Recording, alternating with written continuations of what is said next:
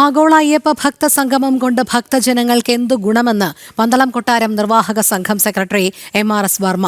ഭക്തജനങ്ങളെ ഇത് ബോധ്യപ്പെടുത്താൻ സർക്കാരും ദേവസ്വം ബോർഡും തയ്യാറാകണം. യുവതീ പ്രവേശനവുമായി ബന്ധപ്പെട്ട് ഭക്തജനങ്ങൾക്കെതിരെ എടുത്തിരിക്കുന്ന കേസുകൾ പിൻവലിക്കണം. യുവതീ പ്രവേശന വിഷയത്തിൽ സുപ്രീംകോടതിയിൽ സർക്കാരും ദേവസ്വം ബോർഡും നിലപാട് തിരുത്തണമെന്നും MRS വർമ്മ പറഞ്ഞു. ഈ ആഗോള സംഗമം പമ്പയിൽ വെച്ച് നടത്തുമ്പോൾ അതുകൊണ്ട് ഭക്തജന സമൂഹത്തിന് എന്ത് ഗുണമാണ് ഉണ്ടാകുന്നത് എന്നുള്ളത് ഭക്തജനങ്ങളെ ബോധ്യപ്പെടുത്തുവാൻ സർക്കാരും ദേവസ്വം ബോർഡും തയ്യാറാകണം. മറ്റൊന്ന്, 2018 യുവതീ പ്രവേശനവുമായി ബന്ധപ്പെട്ട് നടന്ന നാമജപ ഘോഷയാത്രയിൽ പങ്കെടുത്ത ഭക്തജനങ്ങൾക്കെതിരെ എടുത്തിരിക്കുന്ന കേസുകൾ ഉടൻ തന്നെ പിൻവലിക്കണമെന്നാണ് പറയാനുള്ളത്. 2018 സുപ്രീം കോടതി വിധിയിൽ സർക്കാരും ദേവസ്വം ബോർഡും സ്വീകരിച്ചിരിക്കുന്ന നിലപാടിൽ നിന്ന് വ്യത്യസ്തമായി പുതിയ അഫിഡാവിറ്റ് കൊടുത്ത് ഭക്തജന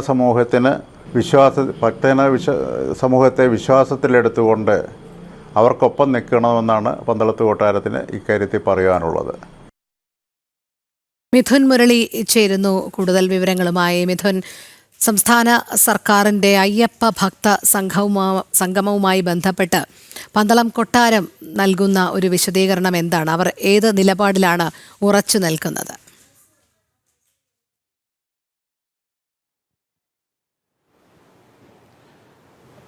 രോഹിണി, സർക്കാരിനെതിരെയുള്ള നിലപാട് തന്നെയാണ് പന്തളം കൊട്ടാരം എടുത്തിരിക്കുന്നത്. അത് പ്രധാനമായും ഇപ്പോൾ നടക്കുന്ന അയ്യപ്പ സംഗമം അത് സാധാരണ ഭക്തജനങ്ങൾക്ക് ഏത് രീതിയിലാണ് ഗുണം ചെയ്യുക എന്നുള്ളത് ഭക്തജനങ്ങളെ ബോധ്യപ്പെടുത്താൻ സംസ്ഥാന സർക്കാരിനും ദേവസ്വം ബോർഡിനും ഉത്തരവാദിത്തമുണ്ടെന്ന് പന്തളം കൊട്ടാരം നിർവാഹക സംഘം സെക്രട്ടറി MRS വർമ്മ പറയുന്നു. ഇത് പ്രധാനപ്പെട്ട ചോദ്യമാണ്.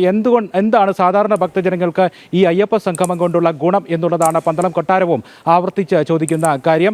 ഈ കാര്യത്തിൽ കൃത്യമായ വ്യക്തത സംസ്ഥാന സർക്കാരും ദേവസ്വം ബോർഡും വരുത്തണം. ഇതുവരെയും ഈ അയ്യപ്പ സംഗമത്തിന്റെ അജണ്ട എന്താണെന്നോ പരിപാടികൾ എങ്ങനെയാണെന്നോ എത്ര പ്രതിനിധികളാണ് പങ്കെടുക്കുന്നത്, അത് ആരൊക്കെയാണ്, ഏതൊക്കെ സംഘടനയുമായി ബന്ധപ്പെട്ട ആളുകളാണ് പങ്കെടുക്കുന്നത് എന്ന കാര്യങ്ങളിലൊന്നും സംസ്ഥാന സർക്കാരോ ദേവസ്വം ബോർഡോ വ്യക്തത വരുത്തിയിട്ടില്ല. 3000-ഓളം ആളുകൾ പങ്കെടുക്കുന്നു എന്ന് പറയുന്നു. പക്ഷേ അത് ആരൊക്കെയാണ്, ഏതൊക്കെ സംഘടനയുമായി ബന്ധപ്പെട്ടുള്ള പ്രതിനിധികളാണ്, ഇതിന്റെ അജണ്ട എന്താണ് തുടങ്ങിയ കാര്യങ്ങളിലൊന്നും വ്യക്തത വരുത്താത്ത സാഹചര്യത്തിൽ ഇത് സംബന്ധിച്ച് സാധാരണ ഭക്തജനങ്ങൾക്ക് ഇതുകൊണ്ട് എന്ത് ഗുണമാണ് ഉണ്ടാകുന്നത് കൃത്യമായ വ്യക്തത സംസ്ഥാന സർക്കാരും ദേവസ്വം ബോർഡും വരുത്തണം എന്നുള്ളതാണ് പന്തളം കൊട്ടാരം നിലപാട് വ്യക്തമാക്കിക്കൊണ്ട് ആവർത്തിച്ച് സംസ്ഥാന സർക്കാരിനോട് ചോദിക്കുന്ന പ്രധാനപ്പെട്ട ചോദ്യം. മറ്റൊന്ന്, 2018 ശബരിമല യുവതി പ്രവേശനവുമായി ബന്ധപ്പെട്ട് സംസ്ഥാന സർക്കാർ നിരവധിയായിട്ടുള്ള ഭക്തജനങ്ങൾക്ക് നേരെ കള്ളക്കേസുകൾ കുടുക്കിയിട്ടുണ്ട്.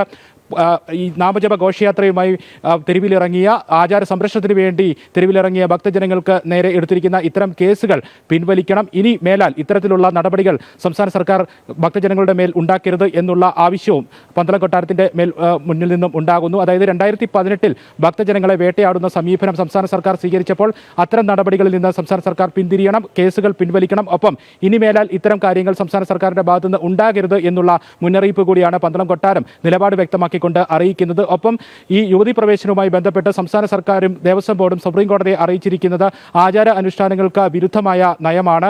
അത് സ്ത്രീ പ്രവേശനവുമായി ബന്ധപ്പെട്ട് ഉള്ളതാണ്. അത് തിരുത്തണം, പുതിയ സത്യവാങ്മൂലം നൽകണം. അത് ആചാരാനുഷ്ഠാനങ്ങൾ സംരക്ഷിച്ചുകൊണ്ടുള്ള സത്യവാങ്മൂലം സുപ്രീം കോടതിയിൽ സംസ്ഥാന സർക്കാരും ദേവസ്വം ബോർഡും നൽകണം എന്നുള്ളതാണ് പന്തളം കൊട്ടാരം മുന്നോട്ട് വെക്കുന്ന പ്രധാനപ്പെട്ട ആവശ്യം. മറ്റൊന്ന്, ഈ വിശ്വാസവുമായി ബന്ധപ്പെട്ടുള്ള കാര്യങ്ങൾ നടക്കുമ്പോൾ ഇത്തരത്തിലുള്ള ഭക്തജന സംഗമങ്ങൾ വിളിച്ചു ചേർക്കുമ്പോൾ അത് ഭക്തജനങ്ങളുടെ കൂട്ടായ്മയും കൂടി ആലോചിച്ചുകൊണ്ട് ഭക്തജനങ്ങളുടെ ആവശ്യങ്ങൾ കൂടി പരിഗണിച്ചുകൊണ്ട് അഭിപ്രായങ്ങൾ തേടിക്കൊണ്ടുള്ള ഒരു പരിപാടിയായിട്ട് അത് മാറണം. പക്ഷേ ദേവസ്വം ബോർഡിന്റെയോ സംസ്ഥാന സർക്കാരിന്റെ ഭാഗത്തുനിന്ന് അത്തരത്തിലുള്ള നടപടികൾ ഉണ്ടാകുന്നില്ല. അപ്പോൾ ഭക്തജനങ്ങളുടെ വിശ്വാസങ്ങൾ കണക്കിലെടുത്തുകൊണ്ട് വിശ്വാസങ്ങൾ ഊട്ടിയുറപ്പിക്കുന്ന നിലയിലായിരിക്കണം ഇത്തരം പരിപാടികൾ സംഘടിപ്പിക്കേണ്ടത്. അതിനുവേണ്ടി ഭക്തജനങ്ങളുടെ അഭിപ്രായങ്ങളും സ്വരൂപിക്കണം എന്നുള്ളതാണ് പന്തളം കൊട്ടാരം മുന്നോട്ട് വെക്കുന്ന നിലപാട് മുക്തമാക്കിക്കൊണ്ട് മുന്നോട്ട് വെക്കുന്ന പ്രധാനപ്പെട്ട ആവശ്യം. പന്തളം കൊട്ടാരം എന്നും ആചാര സംരക്ഷണത്തിന് ഒപ്പമാണ്. ശബരിമലയിലെ ആചാരങ്ങൾ നിലനിർത്തുന്നതിന് വേണ്ടി ഭക്തജനങ്ങൾക്കൊപ്പം പന്തളം കൊട്ടാരം ഉണ്ടാവും. അതിൽ രാഷ്ട്രീയമില്ല എന്നും പന്തളം കൊട്ടാരം നിർവാഹക സംഘം സെക്രട്ടറി MRS വർമ്മ വ്യക്തമാക്കുന്നുണ്ട്. എന്തായാലും ഈ കാര്യത്തിൽ കൃത്യമായ നിലപാട് പന്തളം കൊട്ടാരത്തിന്റെ ഭാഗത്തുനിന്നും ഉണ്ടായിരിക്കുന്നു. അത് നേരത്തെ ഹിന്ദു ഐക്യവേദിയും വിശ്വ ഹിന്ദു പരിഷത്തും ഒക്കെ പറയുന്നത് പോലെ തന്നെ ഈ സംഗമവുമായി ബന്ധപ്പെട്ട് എന്താണ് സംസ്ഥാന സർക്കാർ മുന്നോട്ട് വെക്കുന്ന പ്രധാനപ്പെട്ട അജണ്ട, അതിന് പിന്നിലുള്ള ഉദ്ദേശങ്ങൾ എന്തൊക്കെയാണ്, അത് വ്യക്തമാക്കണം എന്നുള്ള കാര്യം തന്നെയാണ് പന്തളം കൊട്ടാരവും പ്രധാനമായും മുന്നോട്ട് സംസ്ഥാന സർക്കാരിനെ ചോദിക്കുന്ന പ്രധാനപ്പെട്ട കാര്യം. സാമ്പത്തിക ഉന്നമനം വെച്ചുകൊണ്ട് അയ്യപ്പസ്വാമിയും ശബരിമലയും മുൻനിർത്തിക്കൊണ്ട് ആഗോളതലത്തിൽ ഫണ്ട് കണ്ടെത്തുന്നതിനുള്ള ഒരു കാര്യമാണ് ഇപ്പോൾ നടക്കുന്നതടക്കമുള്ള ആരോപണങ്ങളാണ് ഈ ആഗോള അയ്യപ്പ സംഗമം സെപ്റ്റംബർ 20-ാം തീയതിയിൽ പമ്പയിൽ നടക്കുമ്പോൾ വിമർശനമായി ഉയർന്നു വരികയും ചെയ്യുന്നത്. രോഹിണി.